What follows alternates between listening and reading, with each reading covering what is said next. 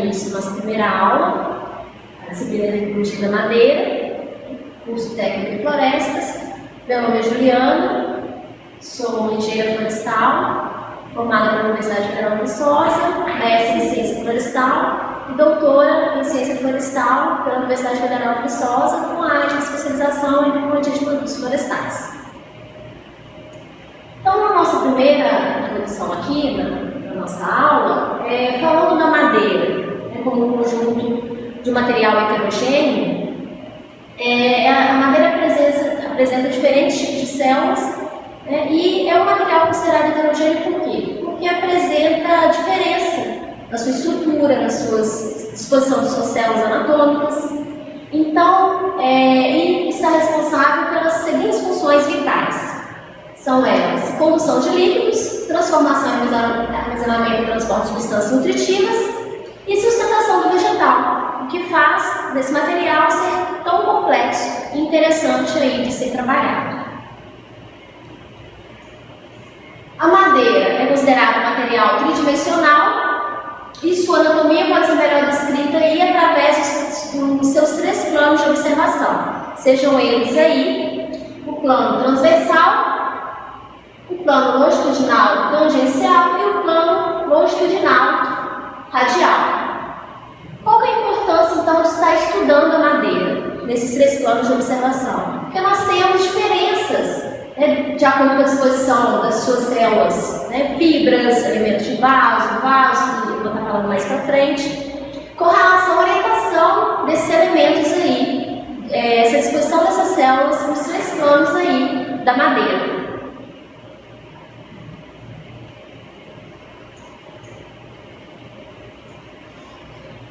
Com relação aí, quando falamos da madeira, é interessante destacar que está relacionado com o crescimento da árvore, ou seja, esse crescimento da árvore, ele é dado aí pelos meristemas, tá? Do grego vem a palavra meristos, que significa divisível, tá? Ou seja, são tecidos responsáveis que têm a capacidade aí de produzir novas células.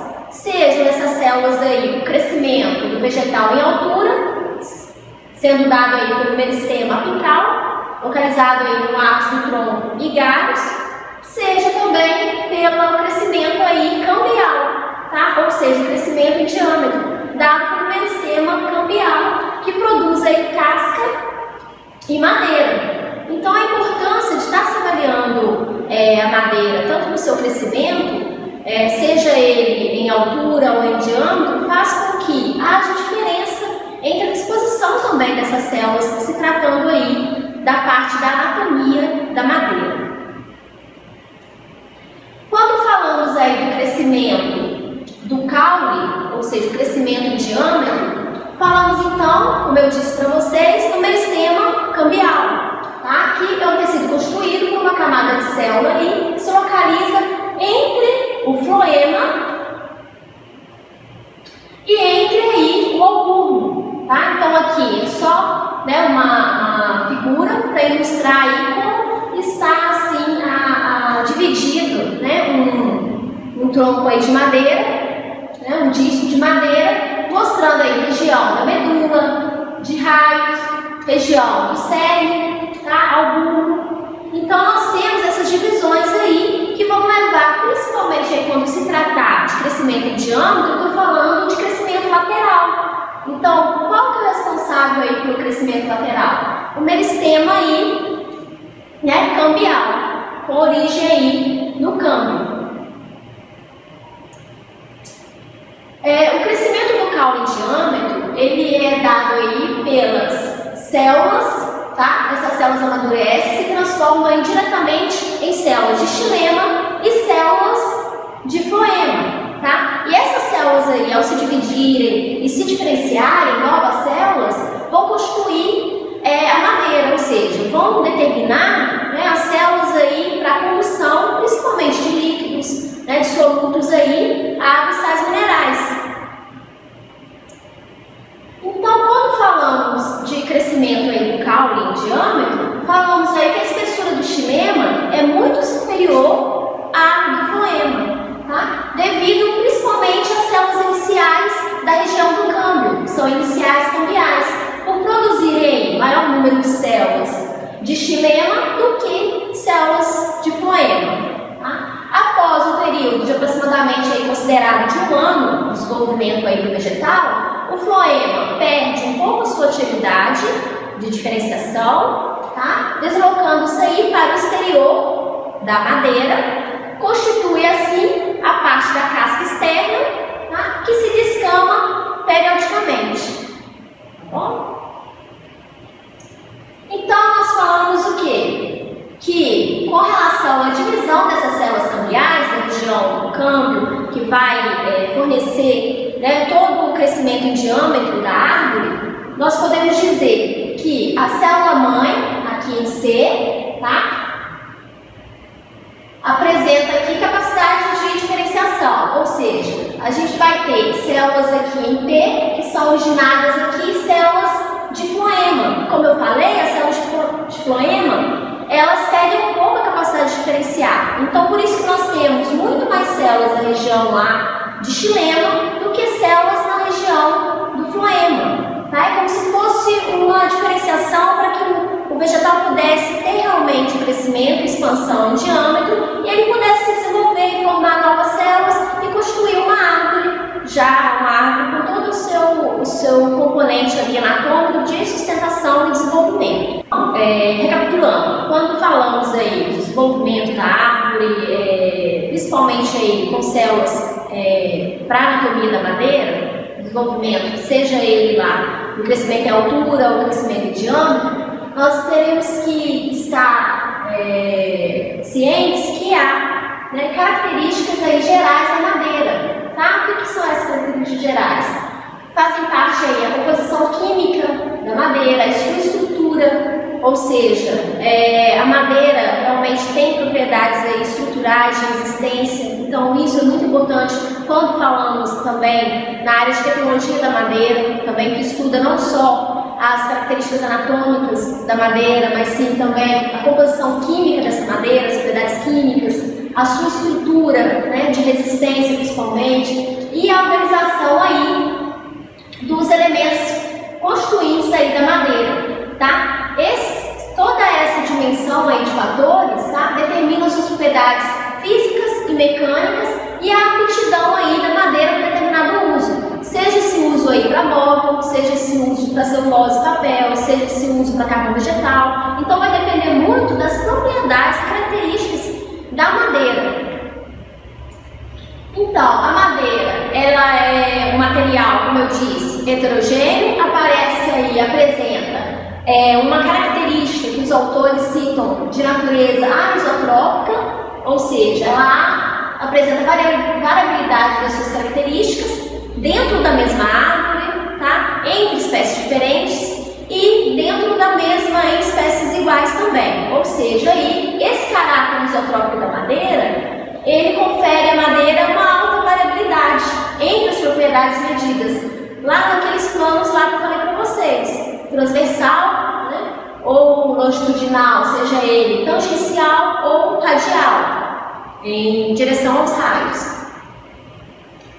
Então, o que seria esse caráter aí, natureza anisotrópica da madeira? É a madeira apresentar diferentes características e propriedades em direção aí nos seus diferentes planos, nos seus 3 planos aí de observação. Seja ele aí no sentido aí das fibras, tá? No transversal, seja no sentido aí dos raios, radial, ou seja no sentido aí tangencial da madeira. Então, a madeira apresenta características diferentes quando avaliada nesses 3 planos de observação, devido principalmente à orientação das suas fibras. Com relação ainda às características gerais da madeira, é importante ressaltar que a madeira apresenta características distintas para os grupos aí dos 2 tipos aí de madeiras que nós temos. Tanto madeiras aí de gimnospermas, tá? Dentro desse grupo estão as coníferas, podemos como exemplo aí o pinus e a araucária, por exemplo, e as angiospermas aí de cotiledôneas, tá? Que envolve o grupo das folhosas, ou seja, aí como exemplo eucalipto, cedro, ipê. Então, para estudar as características da madeira, temos que ressaltar que existem esses 2 grupos aí de madeiras que devem ser estudadas.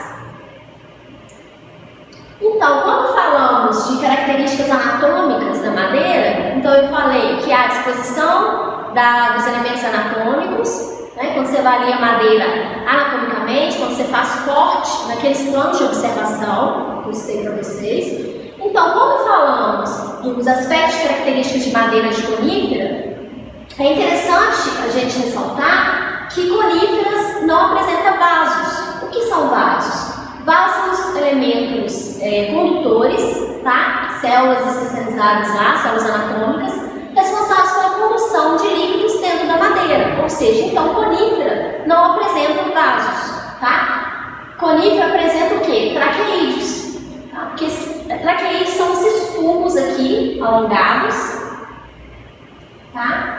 Esses tubos alongados aqui, eles transportam, conduzem os líquidos dentro da madeira de conífera, tá? Seja ali tubos ali que apresentam paredes mais finas, tá? Células lá no início de crescimento, denominadas lá traqueídeo de lenho inicial, ou células que apresentam espessura de parede ali maior, tá? Seja ali traqueídeo de lenho denominado tardio.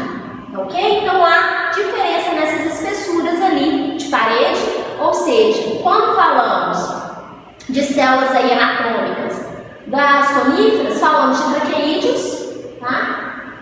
Paredes finas aí, lenho inicial, espesso e lenho tardio, além também de células de parênquima. O que é o parênquima? O parênquima é um tecido ali, um material, né? Um tecido composto por células ali, responsáveis pelo armazenamento de todas as substâncias ali dentro da célula da madeira. Então, em comparação lá com a madeira de conífera, nós temos aqui exemplos da madeira de folhosas, que são as angiospermas dicotiledôneas. Né? Exemplo aqui da madeira de carvalho. Então, quando falamos de elementos anatômicos na madeira, avaliando essas duas espécies, gimnospermas e angiospermas, temos diferenças principalmente aí na distribuição desses elementos anatômicos e na constituição, ou seja, a madeira de folhosas ela é muito mais complexa do que a madeira de conífera, tá? Se tratando aí de elementos anatômicos, tá? Sendo que na madeira de folhosas nós temos aqui elementos de vaso, tá? Que são responsáveis aí pela condução de líquidos, tá? Células aqui de raio. Esses elementos de vaso aqui são datados assim de pontuações ao longo das suas paredes, placas de perfuração que facilitam ali a condução do líquido, tá? E também inúmeras fibras, ou seja, fibra traqueídeo, fibra libriforme, tá? De acordo com as pontuações também das suas paredes, para facilitar a condução daquele líquido dentro da madeira. E também apresentam células de parênquima, assim como também lá nas coníferas. Mas a principal característica, né, e diferença entre madeira de conífera e madeira de folhosa, tá, é a presença de vasos na madeira de angiospermas folhosas e a ausência de vasos na madeira de conífera. Então, conífera não tem vaso, conífera tem traqueídeos, que são responsáveis aí pela condução desses líquidos.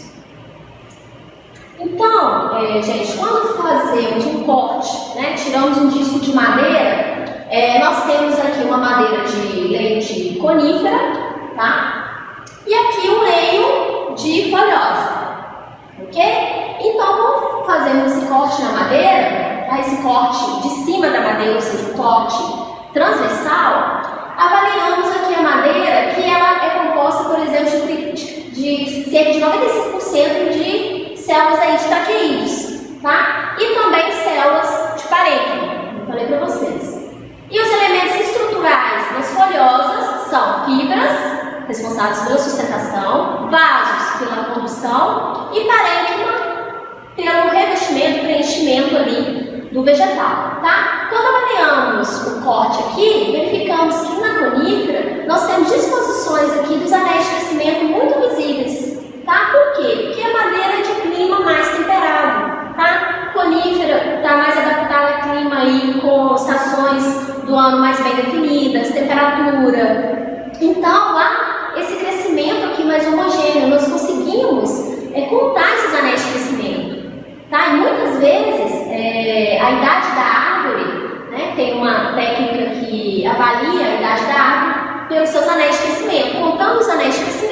dá para saber a idade dessa árvore. Tá muito mais fácil avaliar aqui em conífera, tá muito mais homogêneo do que aqui na folhosa, tá? Por que na folhosa? Na folhosa são madeiras o quê? Tropicais. Nós temos o quê? Principalmente aqui no Brasil, uma variabilidade muito grande de clima e temperatura. Então nós temos diferenças aí. Às vezes você tem geada, você tem período de seca, estresse. Isso tudo vai também fazer com que haja diferenças aí nesses anéis de crescimento, tá? E diferença também de espessura de parede. Então não é tão homogêneo aqui, né? O desenvolvimento de uma espécie dita folhosa, angiosperma, com relação aqui a uma conífera. Então aqui na folhosa a gente consegue verificar aqui a diferença de cerne, região de cerne, é o mais escuro aqui, tá? E região de albumo, que é a parte mais externa aqui, tá? Então nós temos essas duas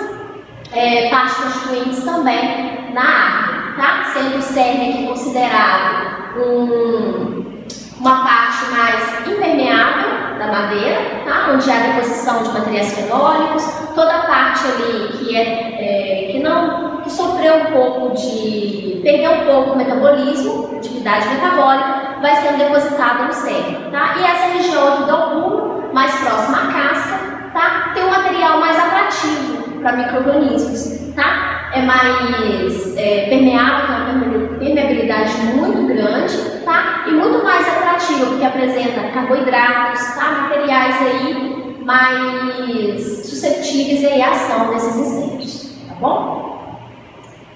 Então, resumo aí, podemos dizer que os elementos da árvore e função, então. Nós temos casca externa, responsável ali pela proteção física e biológica do vegetal. Floema, condução de alimentos, né? Seja ele ali a condução dos carboidratos ali disponíveis para o desenvolvimento do vegetal. O câmbio, como eu falei para vocês, responsável pelo quê? O crescimento em diâmetro. Os raios, responsável pelo armazenamento, fluxo alimentar, tanto no sentido radial, né? Ou seja, no sentido lateral, das células lá do floema, às células do câmbio, região de cerne também. E xilema, responsável pela produção de seiva, ou seja, água, sais minerais, até as folhas. Com relação aqui aos anéis de crescimento, também, como função nós temos anéis de crescimento em madeira de início de crescimento, ou seja, madeira de primavera, como assim denominada. Essa madeira aqui de milênio inicial, podemos dizer também, de primavera, apresenta madeira de baixa densidade para condução de água e madeira aqui de verão, tá? Uma madeira que apresenta uma alta densidade, tá? Responsável aí pela dar maior resistência ao vegetal e também pelo suporte da árvore. Região de cerne, eu mostrei para vocês lá naquela figura, ela proporciona resistência e suporte à árvore e possui baixo teor de umidade. E região de medula é o centro da árvore, tá? Responsável por armazenar substâncias nutritivas e conduzir líquidos. Então, com relação às funções dos constituintes das madeiras, nós temos aqui madeira de conífera e folhosa. Em madeira de conífera, nós temos os elementos responsáveis pelo transporte, são os traqueídeos, lenho inicial, tá? Início de crescimento, apresenta a parede mais fina, tá? Ou seja, delgada.